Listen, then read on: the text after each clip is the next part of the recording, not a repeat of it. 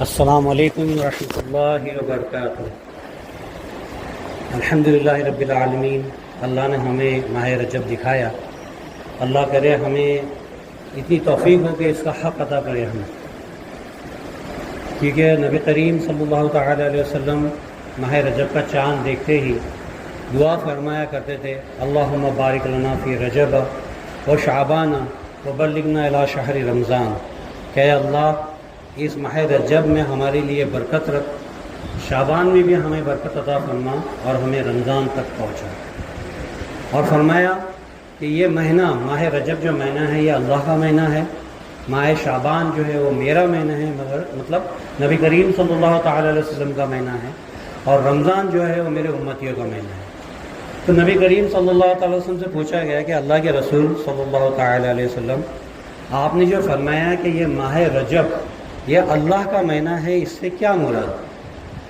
تو اس حدیث شریف میں آتا ہے، جس کا معنی مفہوم ہے کہ اللہ کے رسول صلی اللہ علیہ وسلم نے فرمایا کہ اس میں بخشش ہے، اور یہ مخصوص ہے کہ اللہ تعالیٰ نے اس مہینے میں انسانی خون کو حرام کر دیا۔ یہ انسانی خون کا حرام سے مراد یہ ہے کہ زمانے جاہلیت میں بھی ماہ رجب میں جنگ نہیں کیا کرتے تھے، کفار ہو مسلمان ہو کوئی بھی ہو، یہ مہینہ جیسا چاند دکھتا تھا تو اگر فساد چل رہا ہے یا جنگ چل رہی تو جنگ روکی جی جاتی تھی۔ اس مبارک مہینے کے تعلق سے اس مہینے میں جنگ و قتال نہیں ہوتی تھی، مطلب انسانی خون جو حرام ہو جاتا تھا، اس میں لڑائی جھگڑا منع ہے۔ پھر پہلے تو فرمایا کہ یہ بخشش کا مہینہ ہے اور اللہ کی طرف سے مخصوص ہے کہ اس میں انسانوں کی نجات ہے، اس میں لڑائی حرام ہے۔ اور پھر فرمایا کہ اس میں جس نے روزے رکھا، اس ماہ میں جس نے پورے روزے رکھا، اللہ کے ذمے ہے کہ اللہ اس کو 3 چیزوں سے نوازتا ہے۔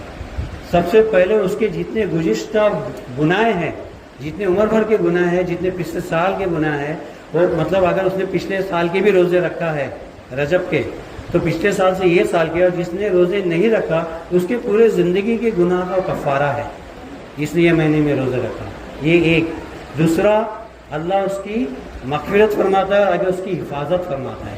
اور تیسرا، یوم حشر میں اس کو پیاس سے محفوظ رکھے گا، اس کو یوم حشر میں پیاس نہیں لگے گی۔ یہ بہت بڑی نعمت ہے۔ اگر یوم حشر کا منظر دیکھو تو سب سے پہلا یہی آتا ہے کہ زمین جو ہے تانبے کی بنے گی، ہر کوئی اپنے اپنے پسینے میں ڈوبا رہے گا، حتیٰ کہ کسی کا پسینہ اس کے ناک تک آئے گا۔ تو سوچو کتنی شدت کی گرمی ہوں گی، ایسے حالت میں اس کو پیاس اللہ بچائے گا، مطلب اس کی مغفرت ہوئی رہے گی۔ تو یہ اللہ کا مہینہ ہے، اس سے یہ مراد ہے۔ اب مخصوص ہے یا پھر اس میں بخشش ہے، اس کے تعلق سے میرے ذہن میں ایک بات آتی ہے کہ بخشش سے مراد میرے ذہن میں آتی ہے کہ یہی وہ مہینہ ہے جس میں شب معراج ہے۔ اللہ نے اسی مہینے میں نبی کریم صلی اللہ علیہ وسلم کو اپنی طرف بلایا اور سب سے بڑا تحفہ دیا، وہ تحفہ جو اللہ کی طرف مقبول ہے، نبی کریم صلی اللہ علیہ وسلم کی آنکھ کی ٹھنڈک ہے اور انسانوں کے لیے مغفرت ہے۔ ایک ایسا تحفہ جو اللہ کے نزدیک بہت اہم ہے، فرض عین ہے، اللہ اس کا حساب سب سے پہلے لے گا۔ نبی کریم صلی اللہ علیہ وسلم فرماتے ہیں کہ وہ تحفے میں میرے آنکھ کی ٹھنڈک ہے، میرے آنکھوں کے لیے اس میں ٹھنڈک ہے، اور انسانوں کے لیے، امت کے لیے اس میں مغفرت ہے۔ کیا تحفہ ہے وہ؟ نماز۔ یہی وہاں ہے، یہی وہ شب معراج ہے جس میں ہمیں نماز کے تحفے سے اللہ نے نوازا کہ ہماری مغفرت ہو۔ اور یہ ایسا فرض عین ہے کہ ہر چیز کے لیے عذر ہے، اس کے لیے عذر نہیں ہے۔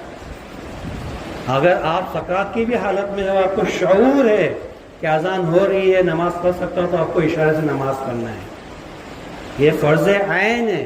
اور قبر میں 3 سوالات کے بعد سب سے پہلا عمل کا سوال جو ہے وہ نماز کا ہے۔ سب سے پہلے تو ایمان کا سوال ہے، ایمان میں جو پاس ہو جائے گا، تو اگر عمل کا سوال سب سے پہلا ہوگا تو نماز کا ہوگا۔ تو اتنی اہم چیز جو ہے وہ اس ماہ میں ہم پہ نازل ہوئی۔ تو یہ مہینہ بہت بہت مبارک ہے، اس کا احترام ہم پہ لازم ہے۔ اور میں نے کہا پچھلی بار بھی، میں اس میں ایک بار دوہرا دوں کہ جنہوں نے ابھی تک توبہ نہیں کی ان کے لیے میں ایک واقعہ بتا دیتا ہوں، کہ اپنی بات کو گفتگو کو ختم کروں گا۔ کہ عمر فاروق رضی اللہ عنہ کے دور میں ایک آدمی تھا جو 80 سال کا تھا، جو یتیم تھا، نہ اس کو اولاد تھی نہ اس کے ماں باپ تھے، ایسا یتیم تھا۔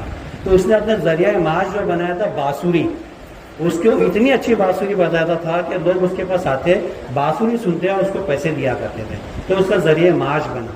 مگر جیسا وہ بوڑھا ہوا 80 سال کا ہوا تو اس کی سانس چھوٹنے لگی۔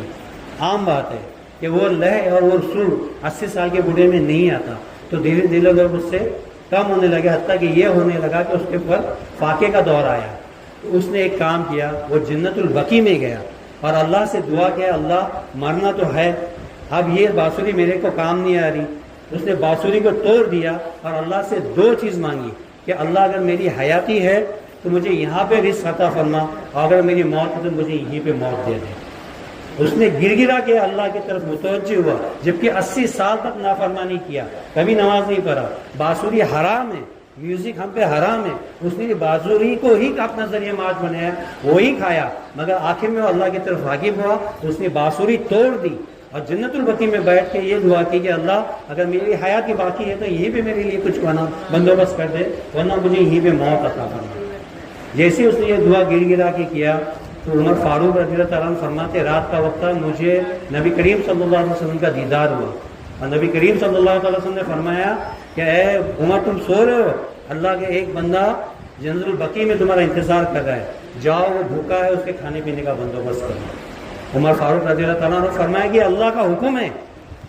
نبی کریم صلی اللہ علیہ وسلم نے فرمایا، نبی کریم صلی اللہ علیہ وسلم نے عمر فاروق کو فرمایا کہ اللہ کا حکم ہے کہ تم جاؤ اس کے کھانے پینے کا بندوبست کرو، وہ بھوکا ہے، فاقے سے ہے۔ وہ ہڑبڑا کے اٹھے اور یہ سوچ کے گئے کہ اللہ کا حکم ہے تو جو گھر میں سب سے بہترین کھانا تھا، سب سے اچھا کھانا تھا، وہ لیا، تھوڑا سا ذریعہ معاش لیا، تھوڑا سا پیسہ لیا اور جنت البقیع چلے گئے۔ اس زمانے میں تو لائٹ وغیرہ ہوا نہیں کرتی تھی۔ آپ نے وہاں پہ جا کے ندا دی کہ یہاں کون بیٹھا ہے، کون شخص ہے جو انتظار میں ہے کہ میرا جو بھوکا ہے، تو ایک قبر کے کنارے سے آواز ہے کہ وہ میں ہوں۔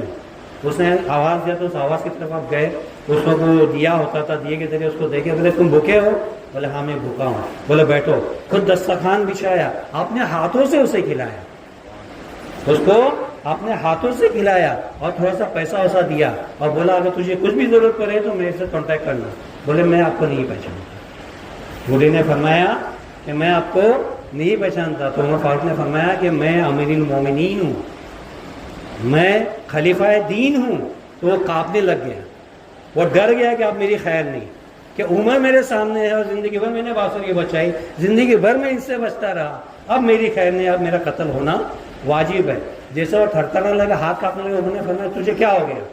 بولے نہیں، بولے میں معافی چاہتا ہوں۔ بولے کوئی بات نہیں، بولتے تو نے جو کیا اللہ کی طرف سے تیرے لیے حکم آیا ہے کہ میں تجھے آ کے کھلاؤں۔